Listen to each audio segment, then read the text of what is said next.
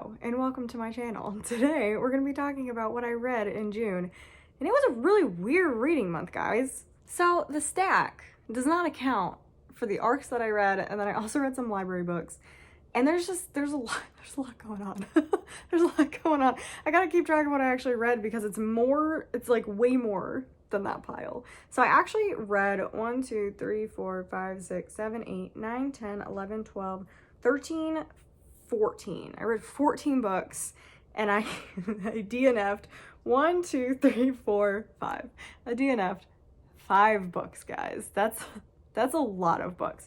But I'm also proud of myself that I did not force myself to read them, because there are 2 in this pile that I was definitely going to force myself to read. And I was like, this is a bad idea. So we're going to talk about the DNFs first.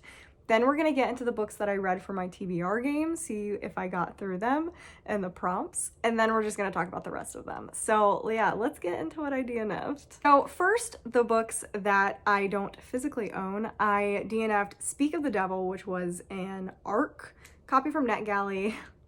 I really hated it. I really hated it. I'll pop it up right here. Basically, it was one of my most anticipated mysteries, but I did not like the style of the writing. It's following a group of women, I think it's women, a group of women, and the opening is them finding a severed head, and they all know the guy, and now they're all trying to figure out who killed him. So it sounds fantastic, but I hated the writing style, and I think it again has to do with that weird British writing style that for some reason I can't read. I cannot for some reason read that style of writing. So if you like British novels that are mystery thriller, maybe you should try this, but I don't know. I really did not like the writing style, and that's pretty much all I have to say about it. That's really what caused me to stop reading it. And the next one that I DNF'd was actually a library copy of a book, but I guess an e-copy. So it was an e-library book, and it was This May End Badly. This is just like a young adult cutesy romance, and I was actually trying to read this for my TBR game because I pulled romance and campus on the cover, which turned out to be incredibly difficult. So I had picked one out. I'll get into that later. Anyway, I tried reading this for that, and I got pretty far into it. I want to say I got like 150 pages. And it's following a group of girls at a girls' school, and across from the girls' school, there's a boys' school, and they're obviously rivals, and it turns out it's like a prank war. So I was like, okay, this could be kind of fun. I have finally found a young adult book that feels way too young to me. I didn't think that would happen because I'm like, whatever. I was that age. I can get into that mindset. I don't know if I was ever pulling pranks like that. It was stupid. The pranks were stupid. The way that they were reacting to situations was stupid. And it's sad because the romance is actually pretty cute. It was a fake dating situation between her and her rival's cousin. And it was really cute, but I could not get past the majority of the book being these stupid pranks that were just like so childish that I was like, I wasn't even this childish in high school. So I'm not having that. So I tried to push through this one to fill that prompt, but I was like, not enjoying it. Not enjoying it, so I DNF'd that one around 130 pages. Then moving on to my physical books. So this one, I'm only counting it as a DNF for this month because June is the month that I decided to DNF it. This was actually a DNF from probably March or April, but I couldn't accept it. I didn't accept that I was going to be in that DNF, but I hadn't picked it up since March or April, and now it's June, and I read none of it. I was not going to pick it up. So I was like, this is a DNF. I gotta just say this is a DNF. So I am not finishing Blood Mercy. I picked this up for Becca in the Books' book club on her Patreon, and I hated this. It's not even that I hated it. It was just so boring, and I made it through 200 pages.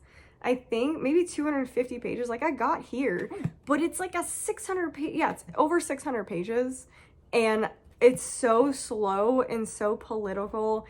And I don't like the writing. There's a lot of filler in it, and it's just, I don't like it. And after seeing, because Becca in the Books has been going over her reading of these books, I think she just finished the second one, and she's struggling to get through them. So I'm like, if she's struggling, I'm gonna struggle to get through them. So I don't have the time to just sit there and read 10 pages a day of this book to get through it. So I'm gonna be DNFing this one. But this one is following our two main characters. One is a Hesperine, which is like super peaceful vampires, and one is a human, and she's like the bastard daughter of the king who hates her, and their kingdoms do not get along. The humans fear the Hesperines and want to kill them all, and the Hesperines are just like, leave us alone. And it's a romance between the two of them. So like, it has such good vibes, but the writing and how long it is, it's just unnecessary, and I don't have time to read this. The next one I DNF'd, it feels awkward talking about these because I'm actively doing a book of the month catch-up vlog, but that's going to literally take probably the rest of the year. I think it's taking forever. So I have to talk about these in my wrap up. So you're going to see them twice if you end up watching that book of the month vlog. It's why I'm not going to talk about this that much. I DNF Kisser Once for Me. Did not like this. I think I read 100 pages, and this is the second time I've tried reading this. I don't like the characters. I think they're very performative, and it feels like they're so like the way that they are so that other people know that they're the way that they are, because they're very in tune with the social climate, etc., and that's good. You should know what's going on. You should be respectful of other people, but they take it to a level of like in your face, like I'm better than you because I'm so in the know of everything. So it's just like very performative, and I don't like that. So this is definitely was not it for me. So I DNF'd this one at about 100 pages. Was gonna try to push through it, but I could not be bothered to do that. And then probably the one I'm the most upset about DNFing, because this was gonna be its own vlog. I was going to do a bad hype, because I did good hype with Fourth Wing, and then I was like, okay, let me do like a bad hype video of this one. Everyone's read it and everyone doesn't like it, etc., and let's see if I actually don't like it. And I DNF'd it. So there's not anything to that vlog, because I got through 50 pages of the book and I could not bring myself to continue it. Light Lark. I really thought I was going to love this book, but the writing is so bad. It's so bad. It's so bad, guys. And I'm like, I read a lot of young adult fantasy. I put up with a lot in young adult fantasy. It is my favorite genre. And I thought my eyes were burning while I was reading this because the writing is so bad, and I really couldn't believe it. So I got through 50 pages, and then I think I got through 50 pages, picked it up, and I was like, I'm just gonna keep reading it. Got to like 70 pages, and I was like, I can't do this. I can't do this. All the characters are so one-dimensional. It's very obvious what's happening. The competition doesn't even make any sense. I don't know what's happening. So I felt like she thought she was doing this like amazing thing where all this stuff was happening and it was easily understandable, and I'm sitting there going, writing bad, and I have no idea what's going on. At least if I like knew what was going on, I would continue it, or the writing was good, then I would continue it. But you can't have both. You can't have both it making no sense and the writing being bad. You gotta pick one. So this was a DNF. Really upset that vlog got scrapped. So now I need to find another bad hyped book to do that, but like this was the perfect one, but I literally can't bring myself to read it. So that's a DNF. And those are all the books that I DNF'd this month. It was quite a lot, more than usual. But again, I feel like Blood Mercy doesn't count, so I feel like it really was 4 instead of 5. So let's move into the portion of this where we talk about my TBR game. So if you watch my TBR game, then you definitely know what I'm talking about. If you don't, I created a TBR game last month where I basically roll a dice and it tells me what genre I'm gonna read, and then I roll the dice again to pick the prompt in that genre. It's really fun. I actually had a lot of fun doing that. And it was interesting reading based on some of those prompts, because I was able to fit some stuff I already wanted to read in there, but I was scrambling at the end. I was like, oh my God, I forgot all about this stuff. And then I ended up reading, like not reading some stuff I was going to read, which messed everything up. So let's talk about the prompts and what's going to happen, because I did technically fail one of the genres. And I originally said in the TBR game that I don't think I was going to do a punishment, but I have a punishment. It's really not a punishment. But because my reward for getting through the worlds is I get to buy a book of that genre, like if I finish science fiction, when I finish science fiction, I can go to the bookstore and get a science fiction book. So I feel like I had to have some sort of punishment. Like I can't just continue. So I'll talk about that when we get to the one that I failed. But let's talk about my TBR and the prompts that went with them and what books that I read. If you didn't watch that, I rolled 5? I think I rolled 5, yeah. So I rolled 2 horror picks, a sci-fi pick, a mystery, and a romance. So there's my 5. And for the horror, so say I'm like looking at it from across here. The first horror prompt was following a group of people, because I feel like a lot of horror books, you're following one person, blah, blah, blah. I really wanted to read something that was multiple people, especially because on the board, we're in an amusement park. That's where the prompt is. So I wanted to follow a group of people. I originally was going to read The Island. Did not read The Island this month, but I did read Dead of Winter by Darcy Coates. So that is one of the arcs that I read in that arc vlog, if you want to go check out more of my thoughts on that. But this is a brand new July Darcy Coates release. It is a horror thriller. Honestly, after I read it, I felt like it fell more in thriller, but because it's listed as horror, I'm going to count it as horror. So it follows a group of people. It does follow one main character, but she is surrounded by a group of people and trying to keep this group of people alive, and they are being picked off one by one in the middle of the forest in winter, and no one is looking for them. So lots of drama, lots of everything there. I actually gave that book a 3-star. I thought it was fine. It was a very, very predictable thriller, and normally I'm okay with predictable thrillers if they're fun, because it was a fun, quick read, but it was predictable from literally page 2, and it became very distracting as the book went on, because everyone's like, oh, I don't know who did it. I'm sitting there going, how? How do you not know who's doing this? So it actually got quite distracting by the end. So I ended up giving that one a 3 because I enjoyed the idea of the story, but the execution needed some work. The next horror prompt was we were being chased and we had to get out of the amusement park very quickly. So I needed to read a horror novella, and I did read, I actually read 2 horror novellas. I read Salt Grows Heavy by Cassandra, I think it's Kaw. It's Khaw. I don't know if it's Cha or Kaw. So 5-star. I loved that book. I was very skeptical at first because the writing style is kind of pretentious. It's over the top. It's very Alone with You in the Ether, Livy Blake writing style, where it's just like prosy and pretty, etc. But it's like there's something gut punching about it that I was obsessed with, and I was sobbing by the end of the novel. I was just like, oh my gosh, how is a book this short making me cry like a freaking baby? I loved this book, and it's following 2 main characters. We're following a non-binary plague doctor who doesn't really take their mask off, and then we're following a siren. I think she's a mermaid. Keep wanting to say siren because siren's what you say is like evil, but it just depends what you're talking about. So she is a mermaid, and she was kidnapped from the sea by a king. Her and the king had children, and her children devoured the kingdom. Our plague doctor and our mermaid are coming together, and they're going to be traveling to a different kingdom, and they basically come across a Grimm's fairy tale while they're traveling, and it's so good. It was such a surprise, and I actually hadn't heard, I've read pretty much all of Grimm's fairy tales, but I hadn't heard of this one that's in the story. I don't want to spoil it because I feel like that's part of the surprise, but it was so good. I absolutely loved it. I can see why people don't like it because the writing style. I definitely can see why people don't like it, because I remember I read some of the comments and people were like, I loved it, but I had no idea what was happening. But luckily I loved it, and I knew what was going on. It did take a chapter or so to figure out what was happening because the writing style was so dense, but I loved it. I loved it, and I felt like my heart had been ripped out of my chest by the end of that book. So if you want something a bit challenging and different, I would try The Salt Grows Heavy. Just check it out from your library. Don't buy it because I don't know a lot of people who are gonna love this. Next, we went to our mystery island, and the prompt was missing neighbor, dead neighbor, missing person kind of thing going on. So I kind of fudged this one a little bit. I actually read The Legacies by Jessica Goodwin. This was a 2.5. I did not love this one, but there is a missing mom in this. So our main character, well, we technically have 3 main characters.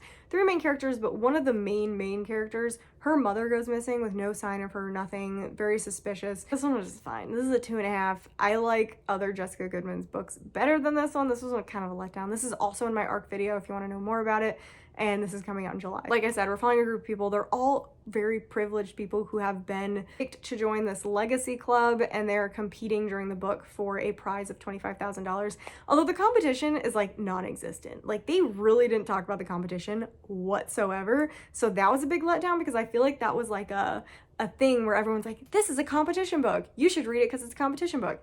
No, the competition was barely in this. This is more about following a bunch of rich kids who are doing dumb things. So normally that can be fun. It was not fun reading in this one. Then for the next prompt, we went to romance, and it was Campus on the Cover, like I said. I ended up reading Imogen, obviously. The name of this book has gotten me in trouble because I'm really bad at pronouncing things correctly, apparently. So this one was a struggle. So Imogen, obviously, by Becky Albertalli. I was really nervous to read this one because Simon versus the Homo Sapien Agenda was a 5-star for me. I love that book. Oh my gosh, I loved it. And then I tried reading Leah Ever After. I don't remember. It's whatever the book has Leah in it. And I DNF'd it because I hated her so much. So I was like, okay, I've got a 5-star and a DNF. So what's gonna happen with this one? So I decided to pick this one up because I thought it sounded interesting.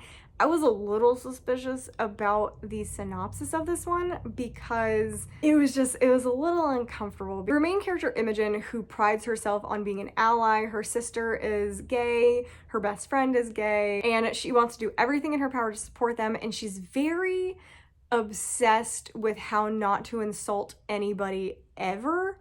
So she creates a little bit of drama because of that, but she talks about how she is like the heterosexual friend, etc., blah, blah, blah, wants to be an ally, all this stuff.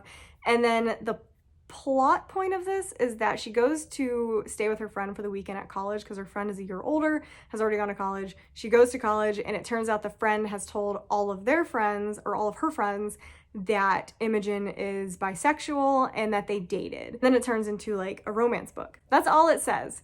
And I was very suspicious of this because I don't like when anybody forces that kind of stuff on other people unless it's been talked about in advance. So if you have not talked to your friend, you should not, if your friend is gay, you should not be telling people they're straight. And if your friend is straight, you should not be telling they're gay.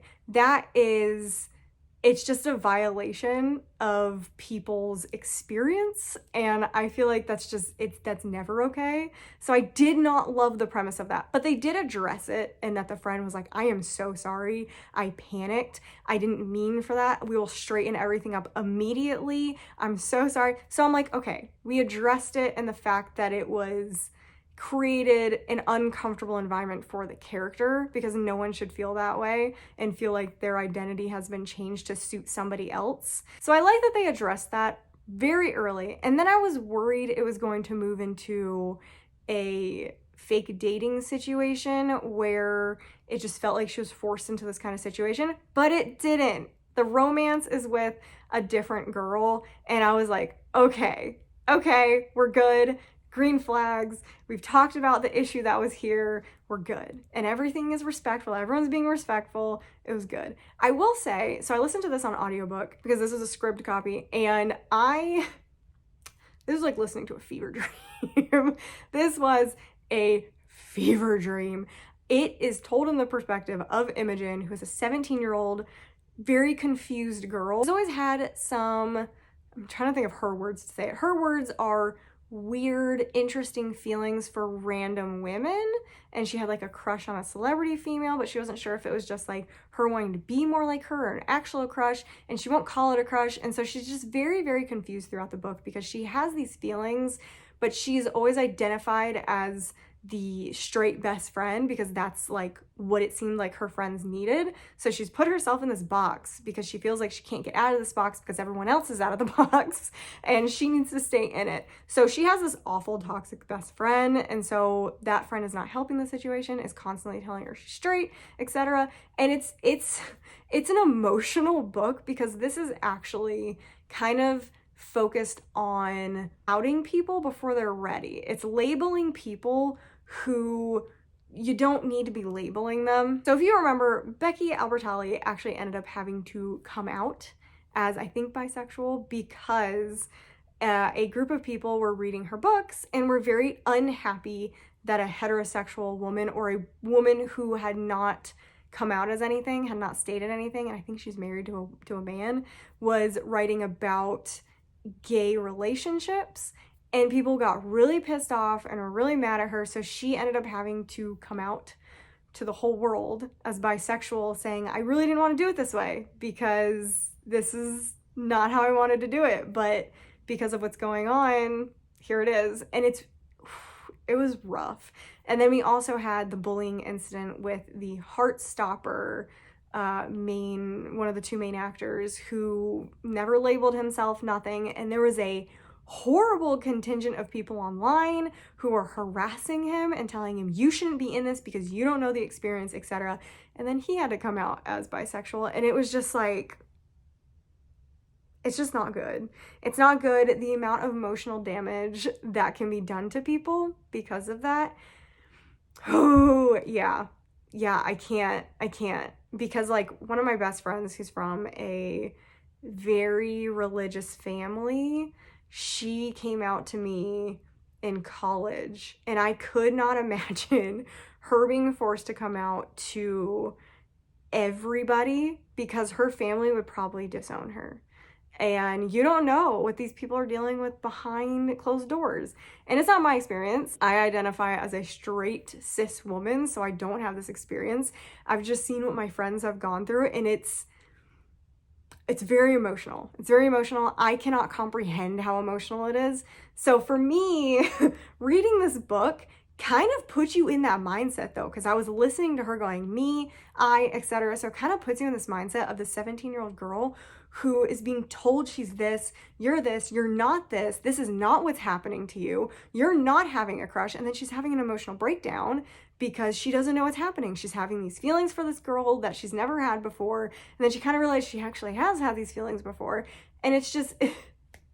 This is a 5-star. This is a 5-star. It was a beautiful, emotional book. You can tell the author was very emotionally invested in this book, and because it felt so real, and it was just wonderful. It was so good. If you liked Simon versus the Homo sapien agenda, or if you just want to read a very positive LGBTQ plus representation coming out story, I would highly recommend Imogen. Obviously, it was just... You can tell I kind of got a little emotional while I was talking about it. And it's not even my experience. Like, think about that. I feel like this is a book that everybody should read, especially people who have never had to deal with coming out, etc. They should have to read this, especially listen to it, because it puts you in the headspace, and it makes you upset, and it makes you confused, and it makes you feel things. And I loved it. I loved it. So 5-star, easy 5-star. I didn't realize how much of a tangent I'd gone on this book, but I just absolutely love this book. And moving on, the last genre that we went to in the TBR game was science fiction. And I did not read something for science fiction. I did read a science fiction book this month, but it was not for this prompt. The prompt was competition or a mission in science fiction. And I wanted that competition vibes, and I just never got around to reading one. So that is everything for the TBR game. We're moving on to the books that I've just read this month for vlogs, just reasons, etc. Let's start with books that I don't physically own. So I did read, I read a really early release. June has felt like it's lasted forever, okay? Because I felt like it was a lifetime ago when I read Emily Wilde's Map of the Otherlands. That is the second book in the Emily Wilde series. And I gave the first book a 5-star. I absolutely love that book. This one I gave a 3. I thought this was a rinse and repeat of the first book, and it was just less fun the second time around. So I definitely think the third book, because I believe there's going to be a third book, because it left off again on a cliffhanger. I feel like nothing happened in this book. This book started and ended basically the same exact way. So disappointing. The romance wasn't even, I guess the romance was moved forward, but I felt like the romance in this one was more detached than the first one, which I didn't like, even though there was more stuff going on between them, but it felt like it was written in a more detached way. I didn't love that. So I was disappointed in the romance, I was disappointed in the storyline, and I was disappointed in how it ended. So yeah, it was just a 3. I had to force myself a little bit through this because I did enjoy some of it. It's just a huge disappointment is the biggest, that's the biggest reason. It's a 3. It's fine. I had a fine time reading it, but it was a huge disappointment, so I feel meaner about it than other books. And that was a NetGalley book that is coming out in January 2024. So now I gotta wait forever for the third book to come out. I don't know why I did this to myself. I feel like I was like, ooh, I can read it now. And then now I gotta wait for another book, so it didn't help my situation. Then I read The Villa, which is my last chance author vlog, if you want to go check that out. I gave this a 2.5 stars. It's not good. It was not good. This I got from the library, so I did read a physical copy, but I sent it back to the library because I read it at the beginning of the month and I couldn't hold on to it that long. And there were a bunch of other people who wanted to read it, so I didn't want to hold on to it and make people not read it. Although part of me was like, if I make people not read it, then they don't have to suffer like I did. But anyway, read The Villa, 2.5. It's following our main character who used to have, I'm trying to remember exactly, I've already forgotten half of it. Following a main character who has a best friend, and the best friend is like super successful, and they end up going to this like villa together in Italy, and they're both writers and they're trying to write stuff, and they kind of get embroiled in this murder that happened at the villa so many years ago. And then you also have the other half of the book is actually following the people who were involved with the murder. So it was interesting. I actually enjoyed most of the book, and then I hated the ending. As usual with Rachel Hawkins, I hated the ending of the book, and so yeah, that was a 2.5. Didn't enjoy that one. We already talked about This All Grows Heavy, but I did read another novella from Cassandra Khaw, which is Nothing But Blackened Teeth. So I know everyone hates this book. I know everyone hates this one, but guys, I gave it a 3.5.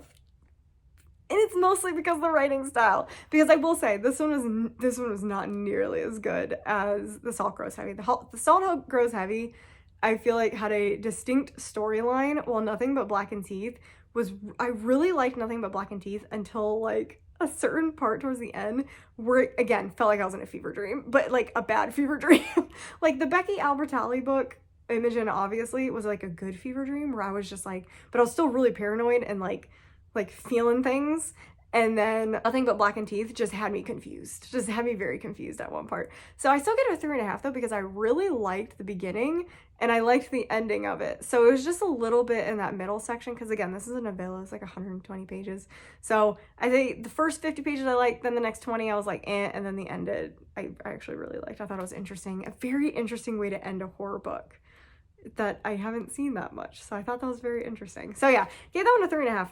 Actually kind of liked it. Then I also read for that ARC vlog, their Vicious Games. This is also a July release. I think this is July 25th release. Loved it. A 4-star. This is a ridiculous book. If you want to know more of my thoughts, like I said, go check out the ARC vlog. So in this one, we're following a Black teen who has been going to a very prestigious high school, and she ended up getting these acceptance letters to everywhere, etc. But then something happens and everything gets rescinded. Her life kind of falls apart in front of her. So she gets an invitation to a competition called The Finish, and it's run by this super wealthy family, and she has to compete basically to win, and if she wins, doors open everywhere. Whoever wins The Finish every year, they get pretty much whatever they want. So she is dead and determined to win this competition so that she can get her acceptance letters back, etc., get all the stuff that she lost back. But it turns out that the competition is way more deadly and way more intense than anybody had told her. This is just such a fun book. It is Squid Games meets Bachelor, meets The Selection, meets Hunger Games, meets Ready or Not. This is a wild book. This is just absolutely wild. It has some fantastic social commentary that is really, really good, but don't take the rest of the book too seriously. Like, listen to the social commentary, understand what's going on, because it's an issue, and then just don't take the competition that seriously, because it is wild. It is absolutely wild, especially by the end of the book. The end of the book is just this free-for-all manic just thing happening, and it was just like, oh my god. Oh my god. And don't take the romances too seriously. I feel like some people are going to go into this thinking the romances are important, but they're not. Just focus on the competition, focus on our lovely, amazing main character who I absolutely love, and you'll have a great time reading this one. 4 stars, really, really had a good time. And those are all the books that I have read non-physically or that I don't have with me. Moving on to the rest of the books. I've been talking for forever. My throat is starting to get dry. My husband and I read the Frugal Wizard's Handbook for Surviving Medieval England by Brandon Sanderson. My husband gave this a 5-star. I gave this a 4-star. I have feelings about this book. I loved this book, okay? I really, really loved this book. It was so much fun. This is science fiction, not fantasy. This is the second secret project book that Brandon Sanderson came out with after Trust in the Emerald Sea. This is not in the Cosmere. I am so sad for this book because this book is going to get such low ratings on Goodreads. I actually did a full review on this on Goodreads. If you want to go check that out, I have my Goodreads link down below. The wrong people are reading this book. I hate saying that, but because this came with his secret projects, this book is going into the hands of heavy fantasy readers who are expecting something from Brandon Sanderson. This is my first Brandon Sanderson, okay? This is the first one that I read, and it is completely nothing like anything else that he's done. Like I said, this is science fiction. It's comedy. This is comedy science fiction, which I love. My husband and I are huge fans of the Magic 2.0 series, which is, this almost feels a little bit of a ripoff of it, just a little bit. There's some very, very similar things. In Magic 2.0, you have a group of nerds who figure out that the world is a computer system, and they code themselves to go into the past to medieval England, and they become wizards in medieval England and like just do all sorts of fun stuff. This is our main character, who's obviously from the current world, and it turns out he has been transported to an alternate dimension, but he's lost all of his memories, and he's in medieval England, but it's not exactly medieval England as you think, and he tries to convince people that he's a wizard, basically. So it's a bit of a ripoff from Magic 2.0, which came out a while ago, but it's still really, really fun. I like the Magic 2.0 series better, but this one is also really, really fun. Like I said, my husband loved it, and Magic 2.0 is his favorite series. So he gave all those a 5-star, and then he gave this a 5-star as well. But like I said, this is in the hands of the wrong people. So I think this is already at like a 3.82 on Goodreads, and I'm sure it's just gonna keep going down, because this is not what Brandon Sanderson fans want to read. If this were to get into the hands of the science fiction community, people are gonna love it. If you are a fan of science fiction and you like some comedy in your books, highly recommend this one. Next, I picked up Lore Olympus Volume 4. I give all these 5 stars. This one's actually getting a 4-star because this is a filler. This, I was waiting for it because I knew there was a big filler section where you had to like strengthen some relationships and kind of crush some other ones, and then just have some characters figure out what's going on. So this is the filler book, which means that the next one's going to be really good. It's got a lot of stuff coming up, but this is the filler. Can't really talk about this because this is the 4th volume, but this whole series is following Persephone and Hades and their stories and the Olympus gods, and it's a cute but emotional take on the story. It's different, kind of put in modern day Olympus. Like Olympus is living in like our time, but if you go to the mortal realm, it's like Greek times. So that's kind of fun. So yeah, it was fine. It's fine. 4-star. So I also read The Devouring Gray. I can't talk about this because this isn't a video that hasn't come out yet, and I can't even tell you what video it is because it's one of my secret videos that I do. So I feel like that's a hint as to what video it is if you follow those videos, but this will be coming out soon. I'm actually also reading the second book for the video because even though I was just supposed to read this one, it's a duology and I have the second book, so I'm just throwing it in there. So I have to finish the second one and then that'll wrap up and that'll post. But I liked this. This is a 4.5. I had a really good time reading this. This one is following a couple main characters, and they are, God, I'm trying to think of how to describe this because this is a weird book. This is a dark fantasy book, borderlining on young adult horror, kind of. It's like young adult horror fantasy a little bit, but I wouldn't say it goes totally into horror. But it's following 3 different main characters in this one, and 2 of the main characters are from this town where their families are founders and they have magic abilities, and they're kind of dealing with that, and they are trying to stop this monster that lives in the thing called the Gray, and you get transported in there and then it kills you, etc. Bad stuff happens. And then our third main character is a girl whose family is from there, but they moved away and now they've moved back, and she's trying to come to terms with the fact that she's from a founding family and is actually supposed to be helping protect the town. So it's kind of all their stories and the relationships between everyone. It's very complicated relationships, lots of drama, lots of founder versus founder stuff going on. It's definitely, so this is the author of All of Us Villains, I think is what it's called. And it has those vibes. It has All of Us Villains vibes. It has, this is gonna sound weird, it has Vampire Diaries town vibes. Like, do you know how dark and like creepy Vampire Diaries town is? Small town, but there's magic going on. And like same thing with Twilight. It's got this like rainy feel to it, this like gorgeous like Portland feel. It's kind of how this town feels like, which I love. It's a small town that would have like one indie coffee shop and a bookstore attached to it kind of thing. So I love the town vibes. I loved a lot going on with this. So it had a bit of a pacing issue toward the middle of it, but overall I really enjoyed the story. Wasn't a 5-star because of the pacing and some of the storylines kind of frustrated me, but it ended how I wanted it to end, which definitely bumped it up. So I gave it a 4.5. And then, as you all know, I read Empire the Vampire. I don't know why I said it like that. For some reason, like, True Blood just came out and it's Empire. Yeah, I'm not doing it again. Okay, read Empire of the Vampire. Why am I saying it like that? Empire of the Vampire is what I read for the last book of that Illumicrate vlog. That's up. Lots of people are enjoying that one. Go check it out if you want my full thoughts on this, because I cannot give you a comprehensive statement about this book, but this is a 4.5. I really, really liked it, even though I was a blubbering mess for the last like 3 hours of reading this book. It was just ridiculous. I do think there were some pacing issues again in the center, but I feel like they were almost necessary because we got so much world building and so much going on.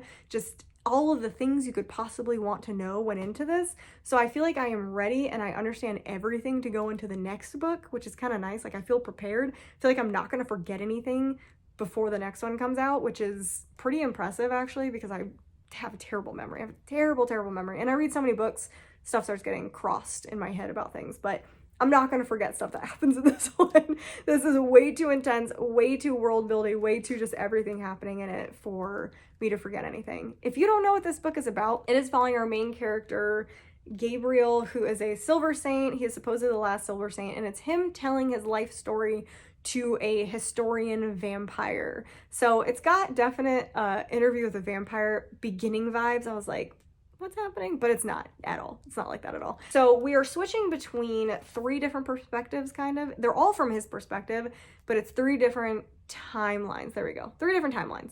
The shortest timeline, and that just has little excerpts that they'll like break in during the middle of the story, is current day, Gabriel and the historian vampire talking. So that's current day. Then Gabriel will go back in time to his time at like as a kid and growing up in the monastery and stuff like that. So we go through that and learning his relationships. And then the third timeline is 3 years before the current day timeline, 3 years before he was captured by these vampires. And it's like him trying to do a mission.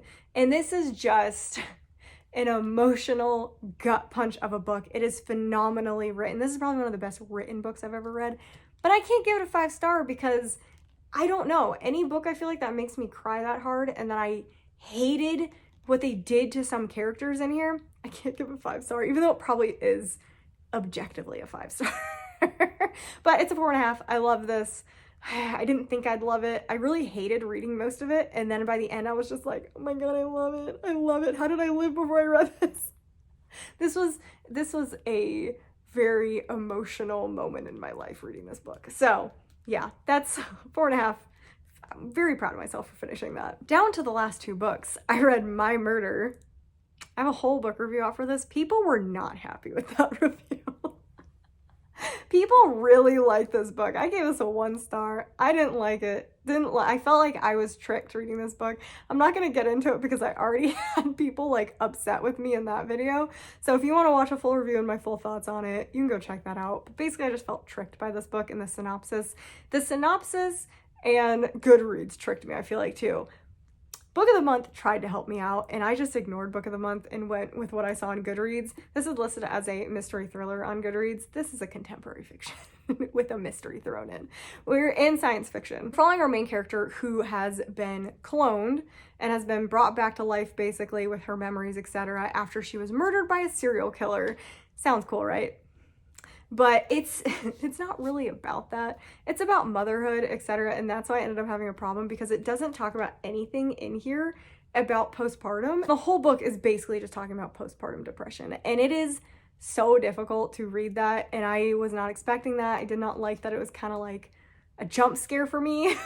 But I'm really glad that people read this. I'm really glad that people like this for that aspect of it. There were a lot of people who felt like really seen by this book, and I really love that. I just wish it had said that, because I would have made the choice not to read it if that had been in the synopsis, because that is not a topic I feel comfortable reading. So like I said, for me it was like a jump scare. I'm glad other people found solace in this book and enjoyed it, but not for me, 1 star. And then actually the first book that I read this month was Too Good to Be True. This has been on my TBR for a long time. Again, this is part of the Book of the Month vlog. 3 star. I don't know if I can tell you what this book is actually about. This is one that goes in one ear and immediately goes out the other because there's just nothing interesting about this book. It just I don't know. It did have a moment where I was like, some of it was very obvious, but then there was one moment where I was like, oh my god. So that was pretty cool. And that's why I got a 3 star, because otherwise it would have been a 2. But it's actually following 3 different storylines. We're following 2 women and the man that they're both with. And so it's just a complicated story of mixing storylines, who are you trusting, unreliable narrators, all that good stuff. And it was fun. I'm just kind of sick of these domestic thrillers at this point. I feel like if I had read this when I got it, it would have been maybe a 4, but because I'm like burnt out on these types of thrillers and I want something different, yeah, it was a 3. It was fine. I had a fun time reading it. It gave me a little moment of surprise, and that's all I can ask for. So those are the books that I read this month. I feel like it was a very weird month. I feel like I'm torn between The Salt Grows Heavy and Imogen, obviously, as my favorite. I don't know which one's my favorite. They're so different that it's just, yeah, I don't know. I think I would probably go with Imogen, obviously, just because I had more of a visceral, emotional reaction to that one. Although, again, I did sob at the end of The Salt Grows Heavy, but I feel like The Salt Grows Heavy is just going to be like a fond memory of a book in my head, while Imogen obviously like really did something, like really made me think, really brought me back to all of like the stuff that was happening. It really just made me think, and it was just a lot. It was a lot. So I think the winner this month is Imogen, obviously. Yeah, that's all I got for you guys today. I hope you guys enjoyed it. Make sure you subscribe for more content. I have lots of stuff coming out in July, more ARC videos, Wheel of No Appeal stuff. My TBR should be coming out soon. I'm just being lazy and I don't want to film it because it's a pain to film. And I still have to figure out how exactly I'm filming that. And then just other stuff. Oh, Summerween. I'm going to be talking about what I want to read for Summerween in that TBR video, so make sure you are subscribing so you don't miss that. And I think that is it. And also, obviously, book boxes. Lots of book unboxings. Anyway, like the video if you want to. I feel like the way I said that was like a like it. Like it because I told you to, but you don't have to. It's okay. You don't have to like it. Make sure you comment down below. As usual, I love hearing from you guys. Let me know if you guys have read any of these, liked them, didn't like them, what you guys read for June, your favorite books from June, etc. Maybe I'll put them on my list. I have a ton. I have such a big list, but I'm always looking for more, especially if you tell me something that I already have, then I'm like, I'm gonna move that up, because it's like, yeah, you guys liked it, so maybe I'll like it too. So anyway, really enjoyed this. I feel like this is a much longer wrap up than usual. I kind of got off on some of these books, but I had fun. I hope you guys enjoyed it as well, and I will see you guys in the next video.